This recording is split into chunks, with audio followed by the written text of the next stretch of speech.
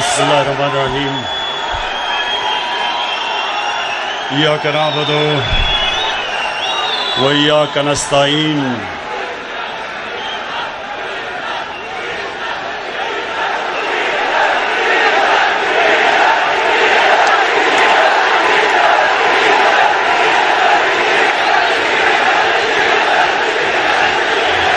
जी शुक्रिया, शुक्रिया आपके जुनून का, शुक्रिया जज्बे का, शुक्रिया आपका, बहुत बहुत शुक्रिया। अच्छा जी, आप खामोशी खामोशी खामोशी।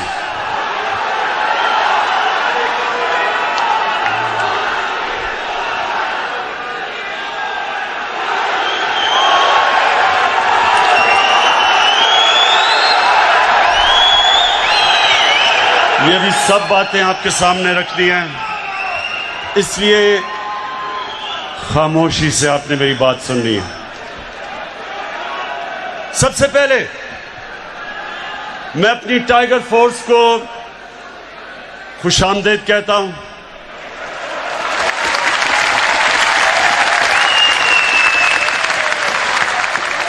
और जब से गालिबन 28 मार्च को हमने अपनी टाइगर फोर्स बनाई थी, तब से जितनी भी आपने एक्टिविटीज की, मैं अपनी कौम की तरफ से आपका शुक्रिया अदा करता हूं।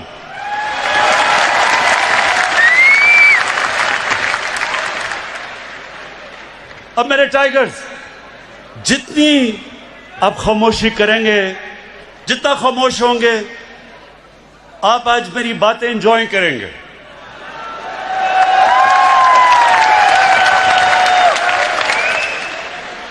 क्योंकि रात को जो सर्कस हुई, मैंने उसके ऊपर थोड़ी बातें कही।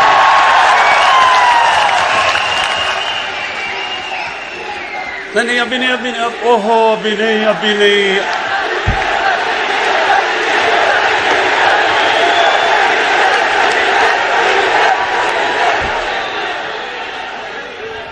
और भी उस सर्कस में बड़े फनकार थे, आपको पता नहीं डीजल के ऊपर आपकी सुई अड़ गई अभी तक। अच्छा, सुने अभी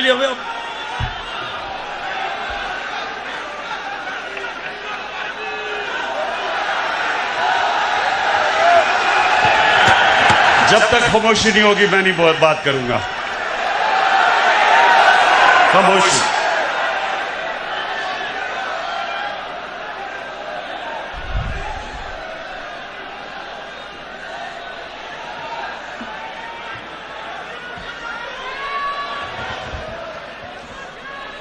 अच्छा टाइगर्स, सबसे पहले ये बड़ा जरूरी है आपको कि अपना मुकाम समझना और अपना काम समझना। जो वॉलंटियर फोर्स होती है, जो शहरियों की होती है, इसका एक बहुत बड़ा मुकाम एक माशरे में होता है। क्योंकि आपका सबसे बड़ा जो आपका काम होता है वो कि आपने शहरियों की जरूरियात, उनके हकूक, उसकी हिफाजत करनी होती है। ये डेमोक्रेसी के अंदर एक बहुत बड़ा रोल होता है। टाइगर्स, आपका बहुत बड़ा रोल है, ये गौर से सुने मेरी बात। जब एक माशरे में मुश्किलात आती हैं तो जिंदा माशरा जो होता है, उसके शहरी खुद हुकूमत के साथ मदद करने के लिए आ जाते हैं। और ये पाकिस्तान वो कौम है, जब मुश्किल वक्त आता है ये कौम खड़ी हो जाती है, अपने मुल्क के लिए खड़ी हो जाती है।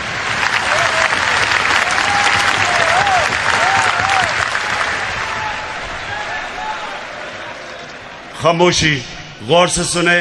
आप ये जाया कर देंगे ये वक्त, हर वक्त मैं आपके सामने नहीं आ सकता, तो आराम से सुने। देखें, जब मैं कैंसर अस्पताल बनाने निकला तो मुझे बड़ा मुश्किल, इतना ज्यादा पैसा इकट्ठा करना था, बहुत मुश्किल थी। तो उस वक्त मुझे किसी ने कहा कि पब्लिक की मदद मांगो, स्कूल के बच्चों की मदद मांगो, कॉलेज स्टूडेंट्स की मदद मांगो। और ये जो मौजज़ा हुआ उसके बाद किसी मुल्क में ये मिसाल नहीं है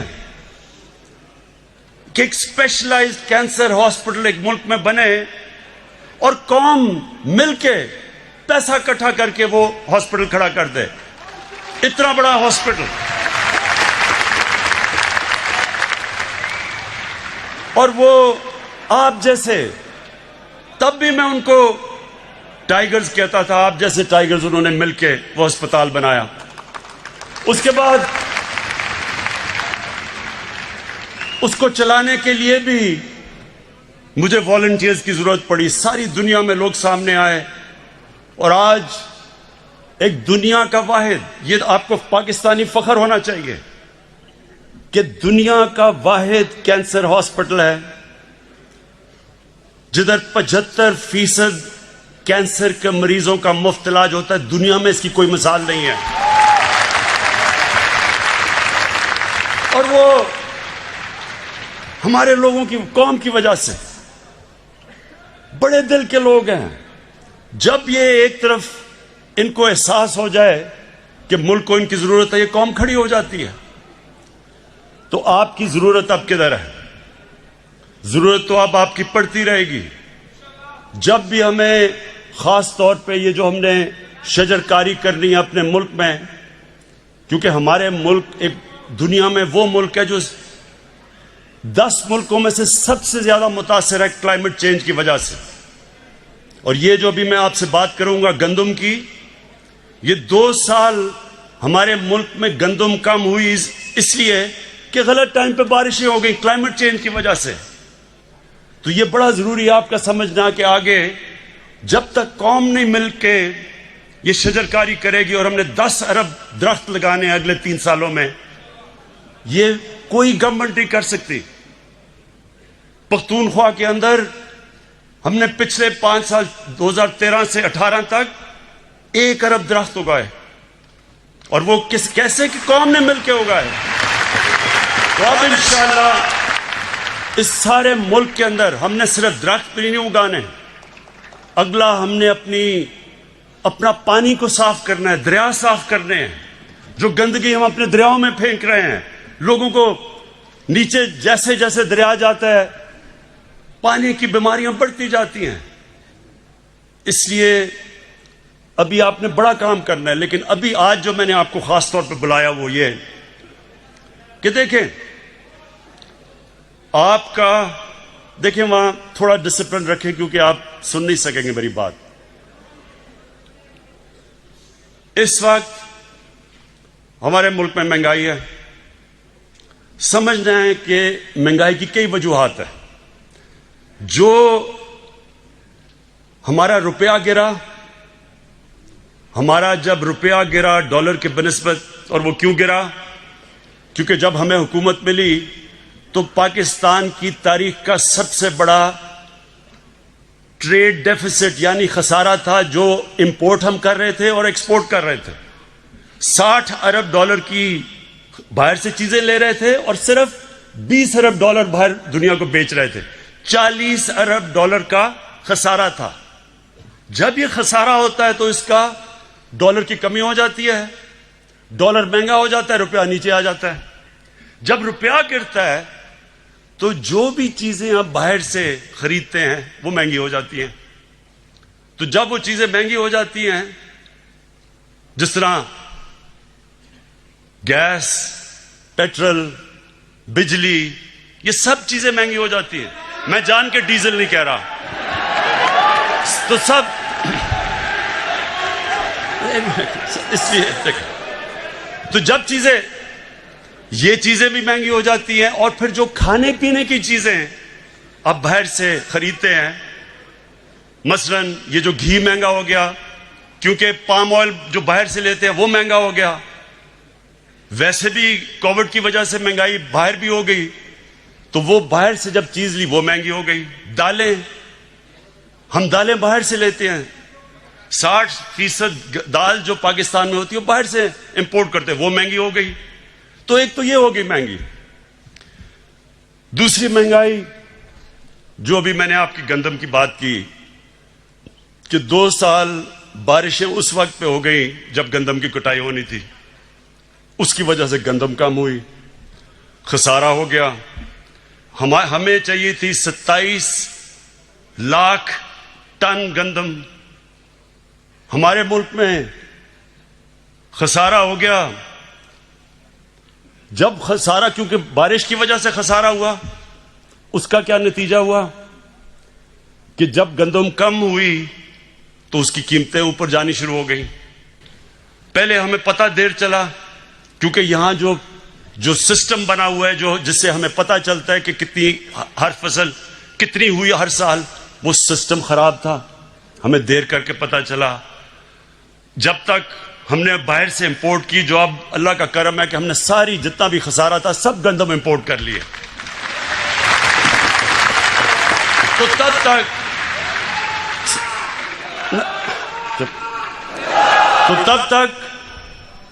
जब तक मार्केट को यह नहीं पता चला कि हमने बाहर से गंदम मंगवाई है, यहां जखीरा अंदोजी शुरू हो गई।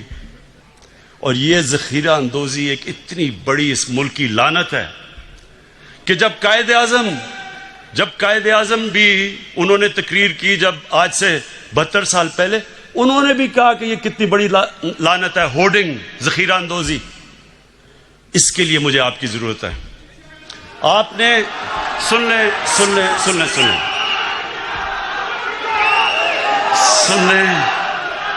आपने क्या करना है? आपने कहीं खुद जाके मुदाखलत नहीं करनी। आपके पास इस वक्त आपके पास मोबाइल फोन है, आपने तस्वीर लेनी है और आपके पास आज जो पोर्टल अनाउंस किया उसके ऊपर आपने तस्वीर डाल देनी है और जगह डाल देनी है।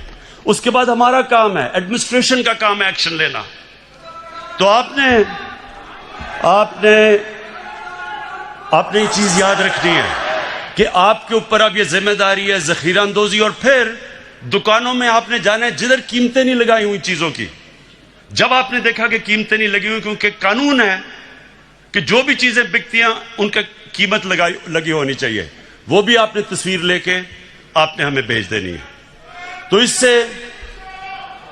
इससे ये जरूर होगा कि इससे आप एडमिनिस्ट्रेशन की मदद करेंगे। लेकिन मैं फिर से एक चीज दोहराता हूं, आपने खुद कहीं भी इंटरफेयर नहीं करना, क्योंकि होगा क्या, ऐसे लोग आ जाएंगे टाइगर्स बन के जो पैसा बनाना शुरू कर देंगे, वो दुकानदारों को ब्लैकमेल करके पैसा बनाएंगे।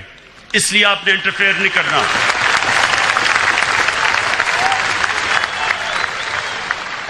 अच्छा, अब सुने जरा आगे। अब चीनी का क्या मसला हुआ? हमारी बदकिस्मती है कि थोड़े से लोग इस वक्त जो चीनी बनाने वाले जो शुगर मिल्स हैं, वो थोड़े से लोग हैं और ज्यादातर वो सबसे ताकतवर लोग हैं। दोनों शरीफ खानदान की भी शुगर मिल्स हैं और जरदारी की भी शुगर मिल्स हैं। इसका मतलब सुने, ये अब तक शुगर मिल्स को किसी ने नहीं पूछा था, जो भी वो कीमत देते थे वो चाहते थे, जो कीमत का वो फैसला करते थे वो कीमत आ जाती थी। पहली दफा एक बड़ी डिटेल्ड तफसील में इंक्वायरी हुई है, हमें सब चीजें पता चल गई हैं। और इंशाअल्लाह ये भी मैं आज अपनी कौम के सामने कहता हूं कि जो अब हम प्लान लेके आ रहे हैं, आगे आपको इस तरह महंगी चीनी नहीं मिलेगी इंशाअल्लाह।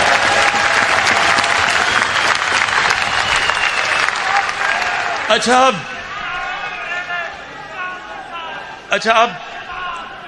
अब मैं जरा जो कल सर्कस हुई थी उसके ऊपर बात करना चाहता हूं, लेकिन चुप करके सुनिए।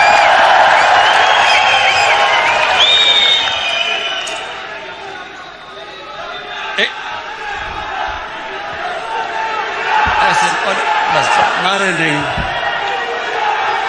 आप एंजॉय नहीं करेंगे अगर आप सारा वक्त नारे मारते रहे। आप कैसे एंजॉय करेंगे? यकीन करें, आप ये जो मैं सर्कस के ऊपर बात करूंगा बड़ा एंजॉय करेंगे। ये मेरा वादा आपसे।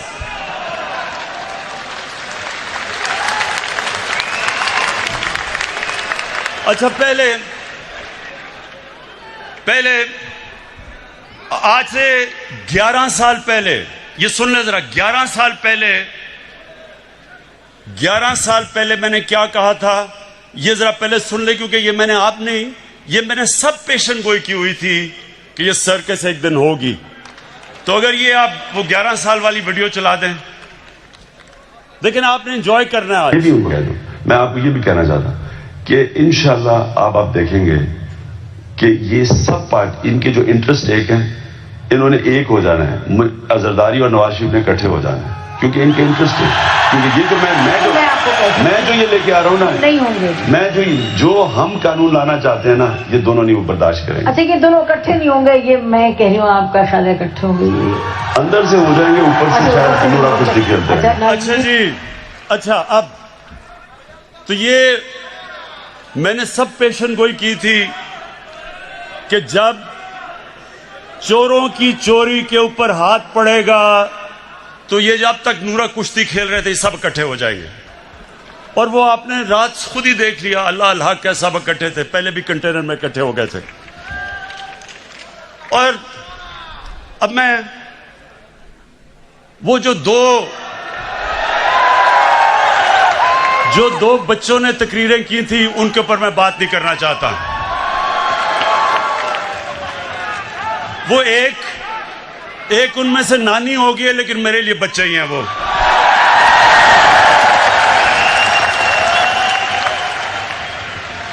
उसकी वजह है, सुने टाइगर्स, उसकी वजह है। देखें, इंसान जब तक जिंदगी में स्ट्रगल नहीं करता वो लीडर तो बन ही नहीं सकता। उन दो बच्चों ने आज तक जिंदगी में 1 घंटा हलाल का काम नहीं किया।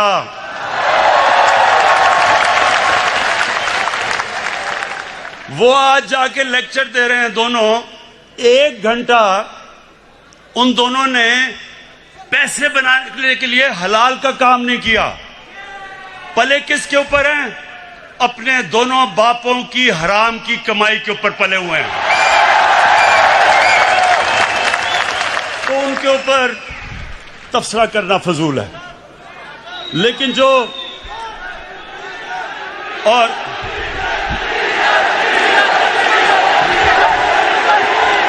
देखें, जो आदमी 11 की टीम होती है, 12वें को 12th मैन कहते हैं, जो 12th मैन है उसके ऊपर मैं क्या बात करूं।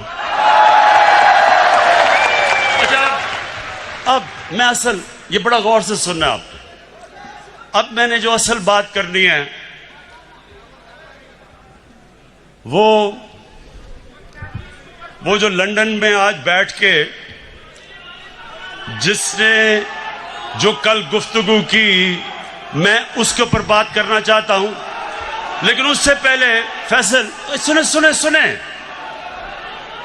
उससे पहले आप जरा इसकी पहले शक्ल देखें। जब ये इंग्लैंड जाना था, और इंग्लैंड जाके इसकी शक्ल क्या बनी, जरा प्लीज दिखाएं।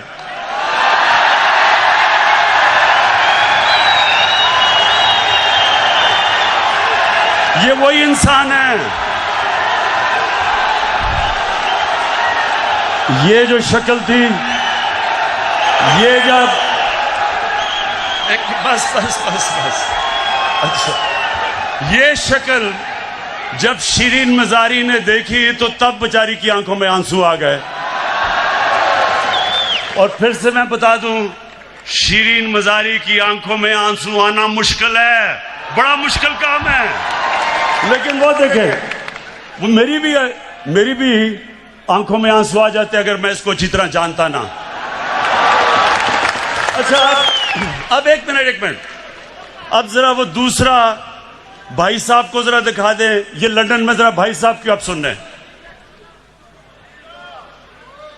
की पटिशन लगी हुई है लाहौर हाई कोर्ट में।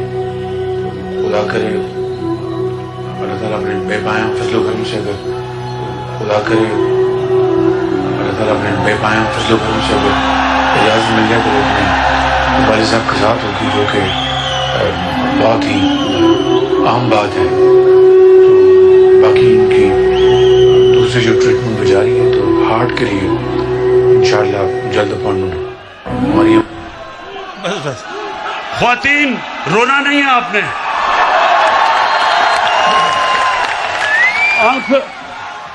अपनी आंखों के आंसू पोंछ लें। ये बॉलीवुड भी ऐसी कोई एक्टिंग नहीं कर सकता जो अभी एक्टिंग किया है। अब सोचे सुने, अब सोचे कि हमारी कैबिनेट के सामने ये एक्टिंग जब हो रही थी, शीरीन मजारी रोना शुरू हो गई, तो हमने इसको वापस ही बाहर ही जाने देना था। लेकिन आज मैं सिर्फ ये कहना चाहता हूं, जो इसने जबान इस्तेमाल की पाकिस्तान के आर्मी चीफ के खिलाफ और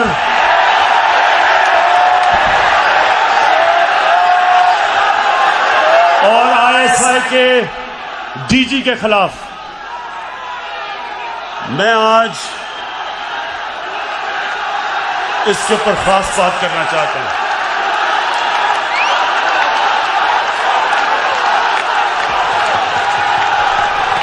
अच्छा खामोशी, सुने जरा मेरी बात, सुने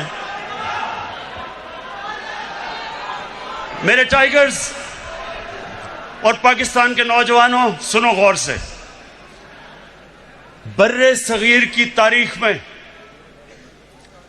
कभी भी ऐसी हिंदुस्तान में हुकूमत नहीं आई जो मुसलमानों से और पाकिस्तान से इतनी नफरत करती है जितनी नरेंद्र मोदी की हुकूमत करती है। हमारे फौजियों के ऊपर मुसलसल हमले हो रहे हैं। हर रोज हमारे फौजी अपनी जान की कुर्बानियां दे रहे हैं। परसों 20 पाकिस्तान के सिक्योरिटी फोर्सेस के लोगों ने शहादत पाई, 20 लोगों ने।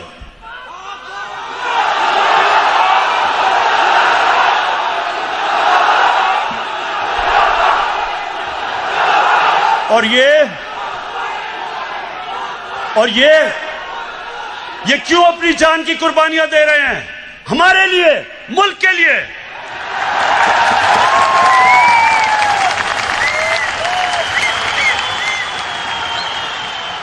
और ये गीदड़ जो दुमदमा के बाहर भागा था, वहां बैठ के आर्मी चीफ के ऊपर जो उसने कल जुबान इस्तेमाल की और डीजी आईएसआई के ऊपर, सुने गौर से मेरी बात, मैं थोड़ा सीरियस आपसे बात करूंगा। ये वो नवाज शरीफ है जो आज फौज के ऊपर और फौज के सरबराह के ऊपर इस तरह की जो जुबान इस्तेमाल कर रहा है। आपको याद नहीं होगा क्योंकि आप तो तब पैदा भी नहीं हुए थे। ये जनरल जिलानी के घर के ऊपर सरिया बनाते हुए मिनिस्टर बना था। ये वो आदमी है जो ज़ियाउल हक के जूते पॉलिश करते करते चीफ मिनिस्टर बना था। ये वो आदमी है जिसने जनरल दुरानी आईएसआई के जब चीफ थे, पीपल्स पार्टी के खिलाफ जब इलेक्शन हुई तो मिरान बैंक से इसने करोड़ों रुपया लिया था इलेक्शन लड़ने के लिए। डीजी आईएसआई की सुप्रीम कोर्ट को रिपोर्ट थी। लेकिन इस मुल्क की बदकिस्मती ये कि हमारे मुल्क की अदालतों ने इसकी मदद की हमेशा। ये वो आदमी है जिसने आसिफ जरदारी को 2 दफा जेल में रखा था। जनरल बाजवा ने नहीं डाला था, और उसको कहता था पाकिस्तान का करप्ट तरीन आदमी है। वो जरदारी इसके ऊपर हुदायबा पेपर मिल्क का केस उसने इसके ऊपर बनाया था, जिधर अरबों रुपए इन्होंने करप्शन करके पैसा बाहर भेजा था, वो उसने नवाज शरीफ पे बनाया था, जनरल बाजवा ने नहीं बनाया था। ये वो नवाज शरीफ है। और जरदारी, चुप करके सुने, चुप करें जरा, सुने मेरी बात। ये वो जरदारी है और नवाज शरीफ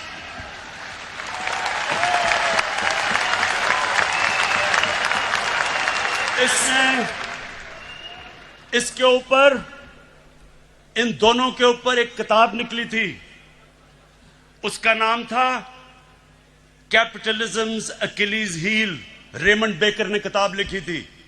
ये इनके पहले दौर के बाद, जब इन दोनों ने 2 दफा बारियां लेकर मुल्क को लूटा था, उसने किताब लिखी और उसके ऊपर पूरा चैप्टर दिया कैसे इन दोनों ने इस मुल्क से पैसा चोरी करके मुल्क से बाहर लेके गए। जनरल बाजवा ने नहीं लिखी थी, रेमंड बेकर ने लिखी थी। उसके बाद 3 और इनके ऊपर किताबें हैं जिनमें आप पढ़े कि इन्होंने इस मुल्क से कैसी गद्दारी की। एक ओबामा's वॉर,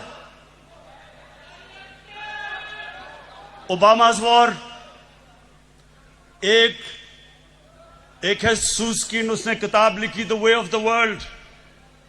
उसमें वो क्या किताब में कह रहा है कि बिलावल को उनकी वालदा टेलीफोन करके CIA ने उसका टेलीफोन टैप किया, बैंक अकाउंट्स बता रहे थे कि किन किन बैंकों में पैसे पड़े हैं तुम्हारे बारे। जो बाहर, अब जरा गौर से सुने मेरी बात, क्योंकि मैंने बाहर एक केस लड़ा हुआ है, हर जाने का केस बाहर लड़ा हुआ है इयान बोथम के खिलाफ, और जीता था केस। वहां सुने वहां क्या होता है, वहां जब आप कोई किताब लिखते हैं, 4 किताबें मैंने बाहर पब्लिश करवाई हैं, एक एक लफ्ज उस किताब में आप लिख नहीं सकते। वकील बैठता है और देखता है कि क्या आप साबित कर सकते हैं चीजें, नहीं तो आप कोई किताब नहीं बाहर लिख सकते, क्योंकि इतने सख्त कानून है वहां।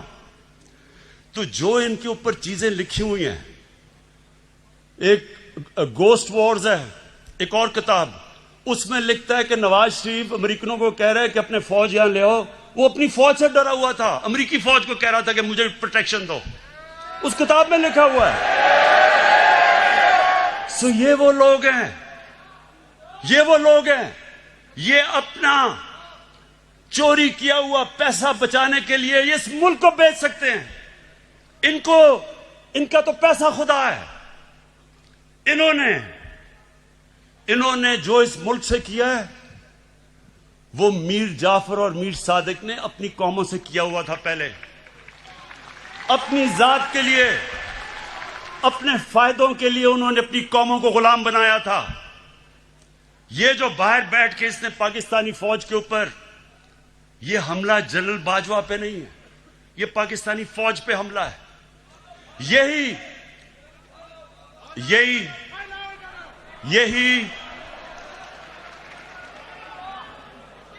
यही बात नरेंद्र मोदी कर रहा था। जब नरेंद्र मोदी ने बार बार स्टेटमेंट्स दी कि हमें नवाज शरीफ पसंद है, लेकिन हमें जो पाकिस्तान का आर्मी चीफ है वो दहशतगर्द है, वो बार बार ये कहता था और नवाज शरीफ चुप बैठा हुआ था। मुझे क्यों नहीं नरेंद्र मोदी कहता कि इमरान खान ठीक है लेकिन जनरल बाजवा गलत है? वो क्यों नहीं कहता? क्योंकि उसे पता है कि मैं हिंदुस्तान की असल दुनिया में नरेंद्र मोदी की शक्ल दिखाई है दुनिया में कि कितना बड़ा इंतहा पसंद है ये। सो ये जो आज इसको हिंदुस्तान अखबारों के अंदर जो तारीफें हो रही हैं नवाज शरीफ की, बड़ा जी जमहूरी आदमी है, ये फौज को कह रहा है कि अपना काम करो क्योंकि नवाज शरीफ जमहूरी है। क्या हिंदुस्तान को नहीं पता कि जब जनरल जिया ने इसको गोद में बैठा के मुंह में दूध की चूसनी लगाई थी इसके मुंह में, इसकी जमहूरियत? क्या हिंदुस्तान को नहीं पता कि ये वो वजीर आजम है जिसने डंडों से सुप्रीम कोर्ट के ऊपर हमला करवाया था। और फिर जुल्म देखें कि बाकी जुडिशरी को ब्रीफ केस दे के खरीदा था। ये वो नवाज शरीफ है जो आज बड़ा जमहूरी बन रहा है। ये वो नवाज शरीफ है जो टेलीफोन कॉल करके कहता था जस्टिस क्यूम इसको 3 साल नहीं बेनजीर को 5 साल सजा दो। ये वो है आदमी, ये वो है जो पिछला नैब का चेयरमैन कमर जमान जैसा करप्ट आदमी उसको चेयरमैन बना के अपने केस बंद करवाए। इसके लिए अदलिया तब तक ठीक है जब तक अदलिया इसके साथ खड़ी है। हुदैबा पेपर मिल का ओपन एंड शट केस जब बंद होता है, अदलिया बंद करती है, तो अदलिया बहुत अच्छी है। जब 5 मेंबर बेंच अदलिया का पैनमा के केस में इसको सजा देता है तो क्यों निकाला करके दौरा करके अदलिया को बुरा भला कहना शुरू कर देता है? क्या पैनमा का केस जनरल बाजवा ने किया था? इंटरनेशनल जब इंकशाफ हुआ था तो वो क्या पाकिस्तानियों का कसूर था? सारी दुनिया के अंदर इंकशाफ हुआ जिसमें पता चला कि हर मुल्क के पॉलिटिशियंस ने किस तरह मुल्क से पैसा चोरी करके ऑफशोर कंपनीज में पैसा रखा हुआ था। तो तब किसका कसूर था? यहां लोगों के सामने बेशर्मी से झूठ बोलते हैं।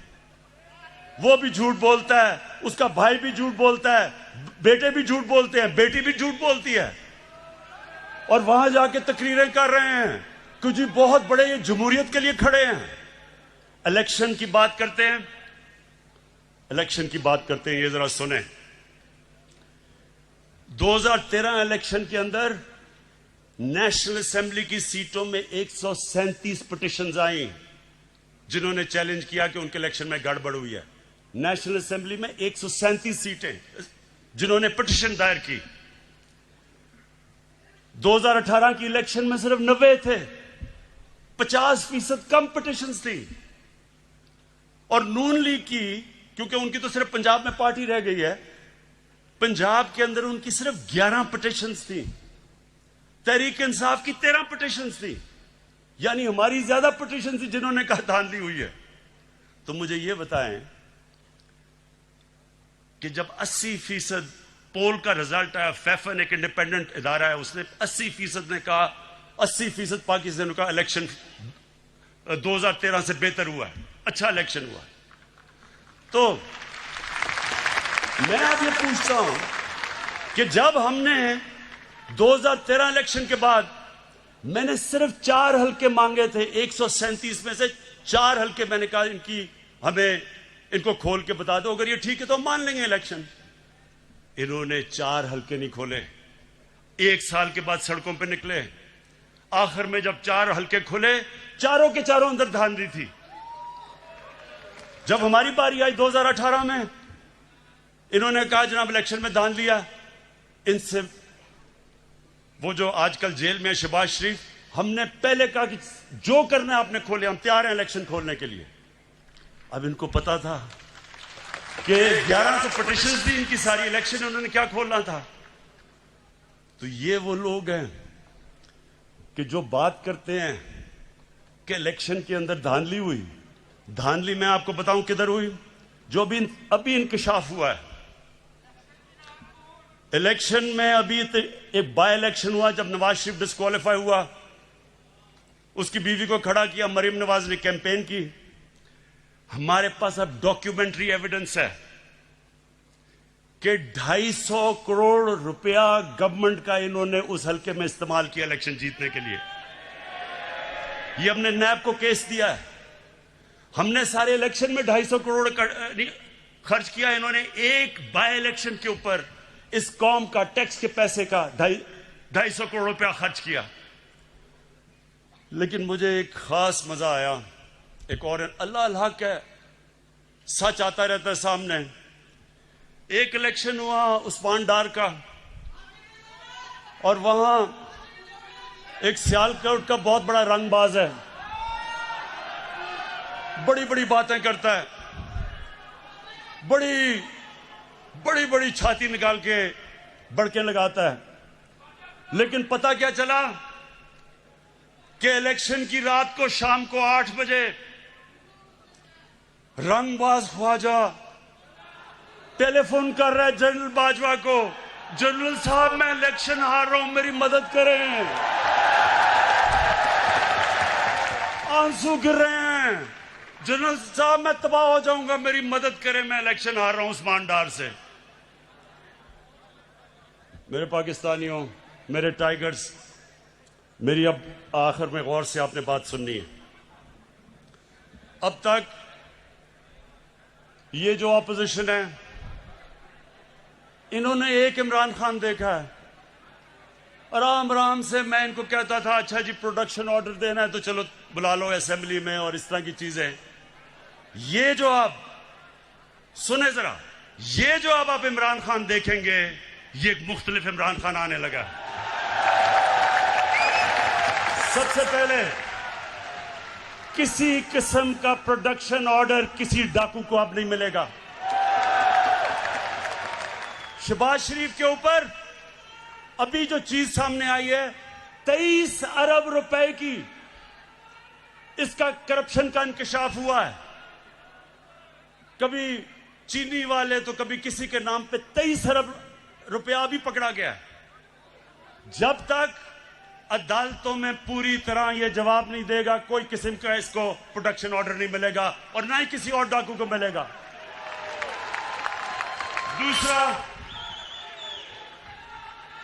दूसरा ये जरा सुन लो आप, मैं अपनी पाकिस्तान की अदलिया को और हमारी नैब को एक पैगाम आज देना चाहता हूं। देखें, लोग तंग आ गए हैं, लोग इंसाफ की इंतजार कर रहे हैं, लोग चाहते हैं कि इन चोरों से पैसा मिलके वापस अवाम के पास आए। लोग, पाकिस्तानी कौम इंतजार कर रही है कि केस कब अदालत में कंप्लीट होंगे। मेरी रिक्वेस्ट है जनाब चीफ जस्टिस साहब, जो गवर्नमेंट से आपको लॉजिस्टिकल सपोर्ट चाहिए हम देने के लिए तैयार हैं।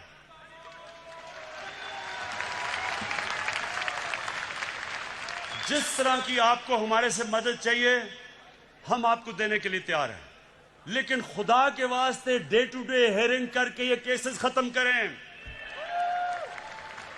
इनकी 30 साल से मुल्क को चोरी कर रहे हैं, इनकी अब से तो नहीं केसेस आए, लेकिन वो केसेस के फैसले ही नहीं होते। और मैं नैब को भी कहता हूं कि नैब आपने कई जगह बड़ा जबरदस्त काम किया, लेकिन खुदा का वास्ता है कि केसेस को मंतकी इंजाम तक तो पहुंचाओ। आप हमारे से जो मदद चाहते हैं हम देने के लिए तैयार हैं, लेकिन कौम इंतजार कर रही है कब इस कौम का लूटा हुआ पैसा वापस मिलेगा।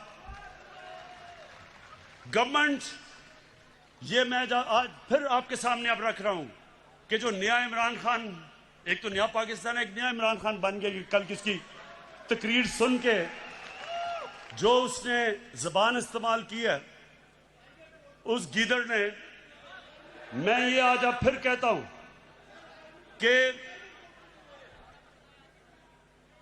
कि अब से कोई इनको वीआईपी जेल नहीं मिलेंगे, इनको आम कैदियों की तरह हम रखेंगे।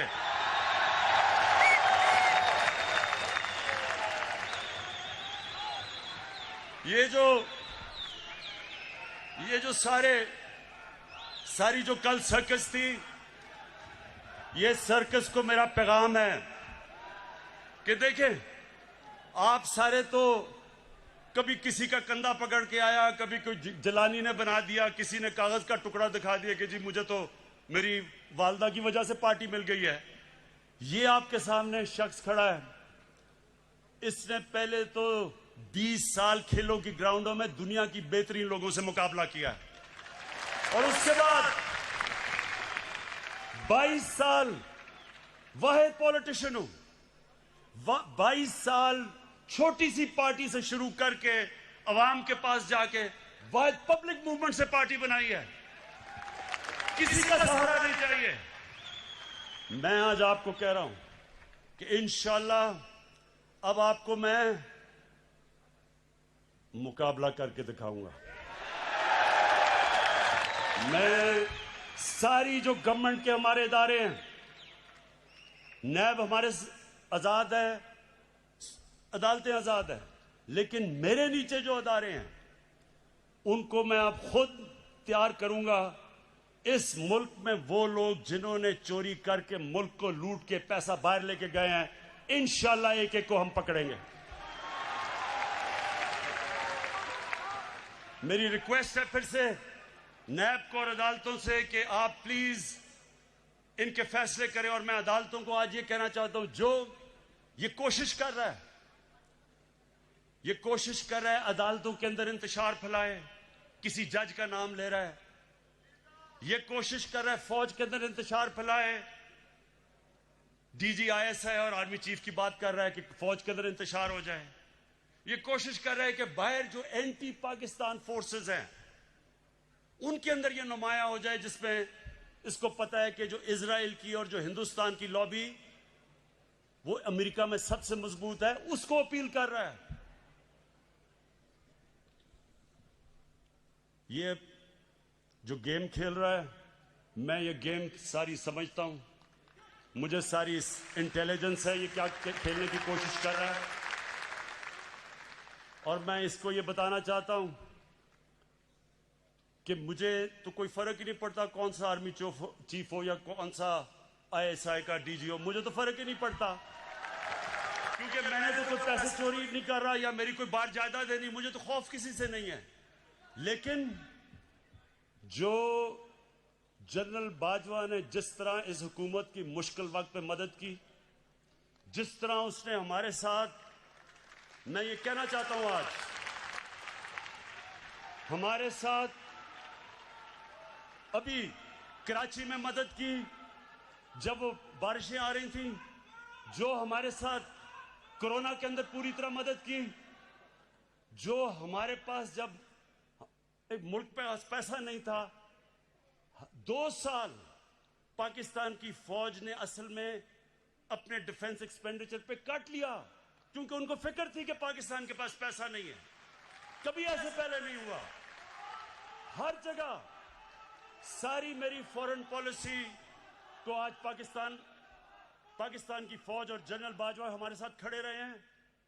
ये जो कोशिश कर रहे हैं कि हमारी फौज और गवर्नमेंट के बीच में दरार डालें या फौज के अंदर इंतशार पैदा करें, नवाज शरीफ, मैं तुम्हें अब ये आज सुन लो मेरी गौर से बात, आज से मेरी पूरी कोशिश है तुम्हें इस मुल्क में वापस लाया जाए। और तुम्हें यहां आम जेल के अंदर डालेंगे, वीआईपी जेल नहीं होगा।